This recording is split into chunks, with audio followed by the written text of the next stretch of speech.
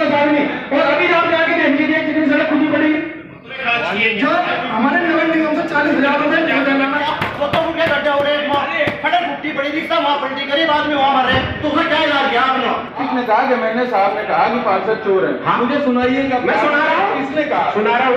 सुनाइए। अभी बता। कैमरे चल रहे हैं। हाँ चल रहे हैं, चल रहे हैं जी। सुनिए, हाँ आप पार्षद है, आपका पूरा सम्मान है। बिल्कुल। मैं भी अधिकारी हूँ, मेरा भी आपका सम्मान है। किसने पानी मुझे चर्च बंद करो। इस प्रस्ताव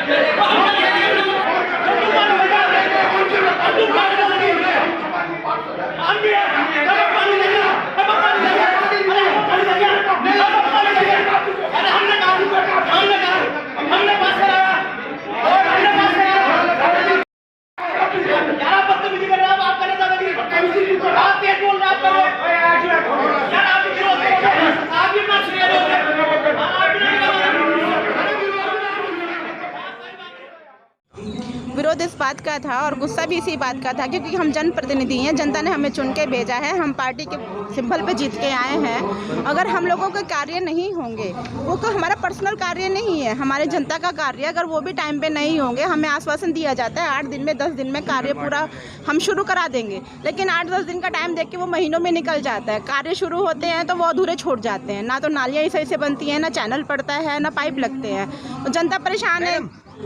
गाली का ये था कि यहाँ पे ठेकेदार हैं जो पार्षदों पे इल्ज़ाम लगाते हैं कि वो पैसा मांगते हैं, ये मांगते हैं या वो मांग रखते हैं सामने। किसी ने जिसने किया हो, जिसके साथ हुआ, हमें लोगों के साथ में एक पार्षद भाई है अंकित चौधरी, उनके साथ में यह अभद्रता हुई है और इसके लिए हमने शिकायत भी की थी सभी लोगों ने मिलकर, क्योंकि उसने एक को ना कह के सभी को कहा है और ये गाली कोई अच्छी चीज़ नहीं होती है। किसी को हम गाली दे के संबोध कर रहे हैं तो ये गलत है और मैं इसके खिलाफ हूँ, क्योंकि इसलिए दोबारा किया गया है रिपीट, क्योंकि जब दुखी होता है ना, जो दुखी होता है वो बंदा उस चीज़ को करता है।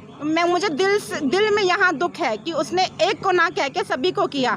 अब आप लोग थोड़े ना अपने माँ बहन के लिए कुछ करा लोगे जब आपकी कोई गलती नहीं है। अगर आपने कहना है किसी एक से आपको परेशानी है तो आप उसे बोलो ना, आप सभी को कैसे बोल सकते हो?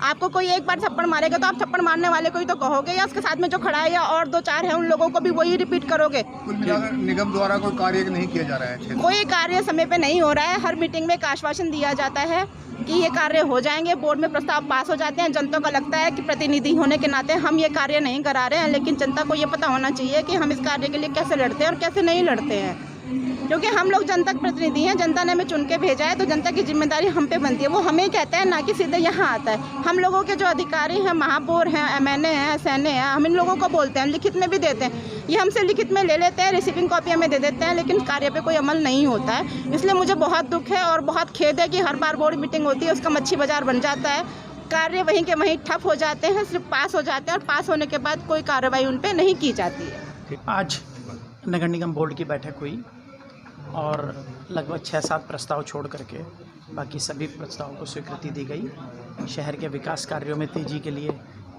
निरंतर 2-3 महीने के अवधि के काल के बाद ये बोर्ड बैठक होती है और शहर के विकास में तेज़ी आएगी, इसलिए आज की बोर्ड की बैठक की गई। देखिए, भ्रष्टाचार की कोई परिभाषा नहीं होती और निश्चित रूप से कुछ वार्ड पार्षद, सबको नहीं कहूँगा मैं, 2-3 पार्षद निश्चित रूप से बहुत एग्रेसिव मोड में रहते हैं और सिर्फ मीडिया में बने रहने के लिए उनके द्वारा ऐसे आरोप लगाए जाते हैं। देखिए, भ्रष्टाचार का जहाँ तक विषय है, वहाँ जब तक प्रमाणित ना हो, जैसे नगर निगम की अभी 2020-21 और 21-22 की ऑडिट की रिपोर्ट आई है, स्टेट ऑडिट की रिपोर्ट, तो उनके अंदर कुछ बारीक तथ्य साफ प्रकाश में आए हैं शासन द्वारा, जिनकी जांच की जा रही है और निश्चित रूप से अगर ये भ्रष्टाचार होगा, जैसा कि प्रथम दृष्टया प्रतीत होता है, इस पर कार्रवाई ज़रूर होगी शासन के द्वारा। मैं ऐसा समझता हूँ हमारे माननीय धामी जी की जो सरकार है वो जीरो टॉलरेंस की सरकार है।